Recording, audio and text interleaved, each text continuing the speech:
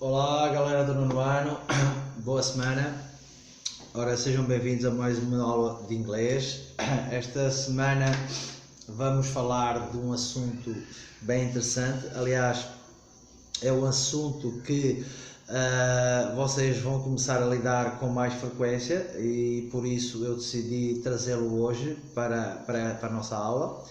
E eu acredito que vocês já tinham ouvido falar não só nas palavras, mas também no conteúdo. Ou seja, o conteúdo de hoje é os verbos modais, ou seja, os verbos de modo.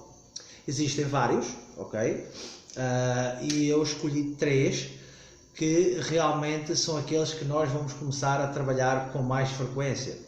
E por isso mesmo há todo o interesse que vocês já comecem a ter alguma informação, algum embasamento para quando depois formos começar a trabalhar com eles de outra forma e com os outros que os acompanham. Bom, antes de começar, e até porque é um conteúdo bem tranquilo, o verbo modal não é nada mais nada mesmo um verbo que pode alterar ou pode completar o sentido do verbo principal, ok? Isto de outra forma, ou seja, ele pode modificar o verbo principal. De que forma? No seu sentido. E isto significa ainda o quê? Que o verbo modal expressa determinados conceitos em função do verbo principal. Que podem ser o quê? Pode ser um conselho, pode ser uma proibição, pode ser uma obrigação, enfim, pode ser várias coisas, mas normalmente funciona como um conselho, aconselhar, uma obrigação, uma ordem, não é? Ou uma proibição e até uma opinião, ok? Então é isso que nós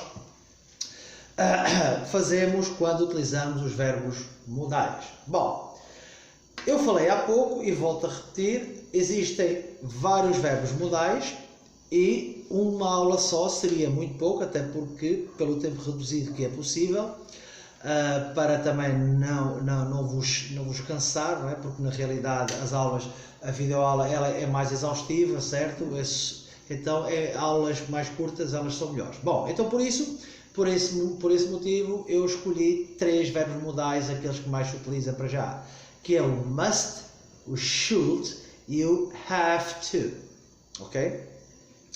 Na realidade, cada um deles tem uma função diferente. O must tem uma função, o should tem outra função e o have to tem outra função, ok?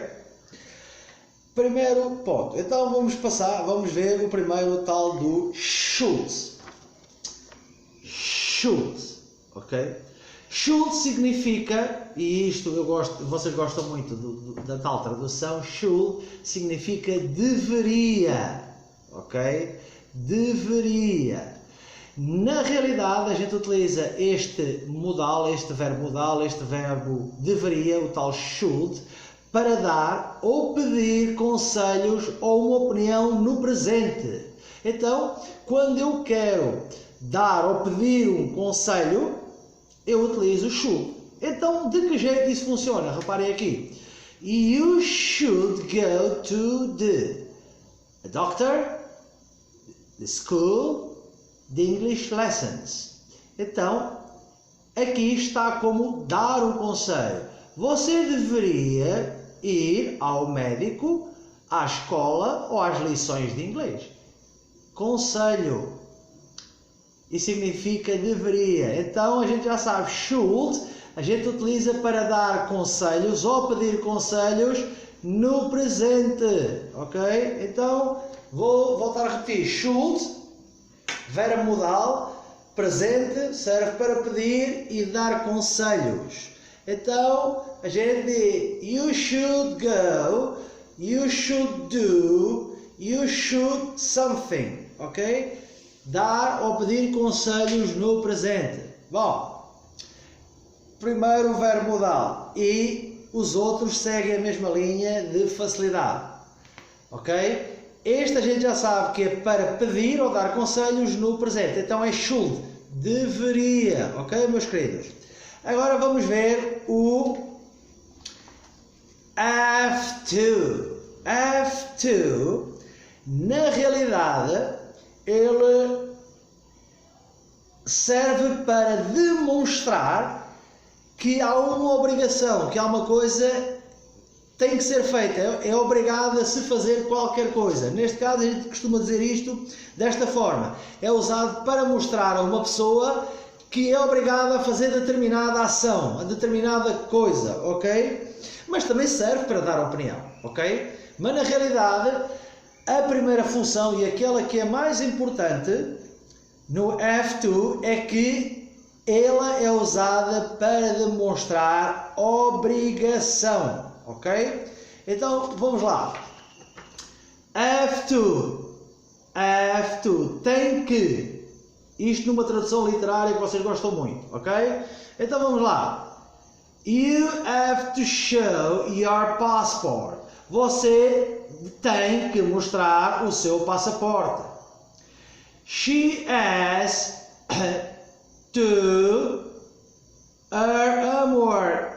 Ela deve fazer o seu trabalho de casa.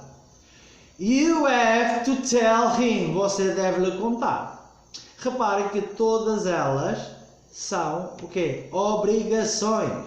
Reparem que aqui eu tenho have e tenho as. E vocês já sabem porquê. Porque aqui eu estou a trabalhar com o quê? Com o plural e aqui estou a trabalhar com o singular terceira pessoa, ok? E como é que eu faço a negativa? É simples. Muito simples. Utilizo o do, o does e o did, verbo auxiliar, mais o sufixo not, ok? Para trabalhar o have to na negativa, eu utilizo o verbo auxiliar do, o verbo auxiliar does e o verbo auxiliar did mais o not. Vejamos isto na prática. Reparem aqui. You do not, o verbo do que eu falei há pouco, do not have to.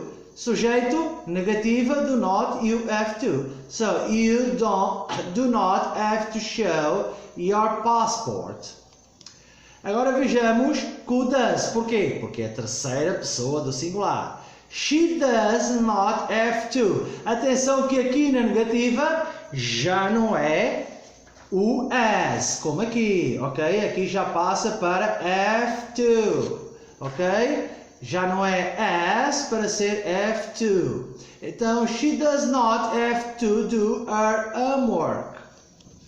E na última, temos no passado, porque o did é passado, como vocês sabem. Então, you did not have to show your passport. Você não deveria ter mostrado o seu passaporte, ok? Então, isto é a nomenclatura para o passado do have to, para aquilo que é a obrigação, ok? E agora o último, o must. O must é, na realidade, nada mais, nada menos, serve para falar de obrigações também, mas numa forma não tão dura, não tão ríspida, não tão forçada. Enquanto que o have to é quase que uma obrigação, you have to, certo? Tipo, o tens que fazer é desta forma, o must é mais leve, não é tão pesado, não é tão, como se diz, não é, é uma obrigação não tão exigente, ok? É mais leve, mais macia. Então, must, obrigação sim, mas mais leve. E porquê mais leve? Porque normalmente a gente utiliza para falar de regras escritas ou instruções. Por isso é que é mais leve. Então é uma obrigatoriedade, mas é uma obrigatoriedade mais leve, ok? Digamos que é uma forte recomendação. Pronto, fica melhor assim. Então eu tenho aqui must. You must use your keys. Você deve usar as suas chaves. You must tell him before it's late. Você deve lhe contar antes que seja tarde. You must not use your keys. Aqui é negativa. Reparem que vem à frente do must. Ok? Então, estes são os verbos modais. Meus queridos, Verbos modais neste momento, hoje. Must, should, have to. Como é que se faz a negativa? Coloca-se o not à frente no must e no should. No have to, utiliza-se o quê? Verbos auxiliares do, does e did. Mais not, ok? Atenção à nomenclatura have, as. Terceira pessoa do singular, restantes do plural, certo? É desta forma que funciona. Bom, espero que tenham entendido como é que funcionam os verbos modais, de que forma é que a gente os utiliza. Para já são estes três. Outros a gente vamos estudar, talvez na próxima aula ou noutra mais à frente, dependendo do conteúdo, assim que ele vá avançando. Espero que tenha ficado bem enraizado de que forma a gente os utiliza, o que eles significam. E se houver alguma dúvida, já sabem que podem sempre contar comigo através do meu e-mail para que eu possa vos explicar de outra forma. Bom, o desafio da semana vai ser este. Eu vou vos pedir que realizem 5 frases de cada um deles, 5 frases para o must, 5 frases para o should e 5 frases para o have to. À vossa escolha, com os assuntos e os contextos que quiserem, mas 5 para o must, 5 para o have to e 5 para o should, ok? Meus amigos, um grande abraço e um resto de boa semana.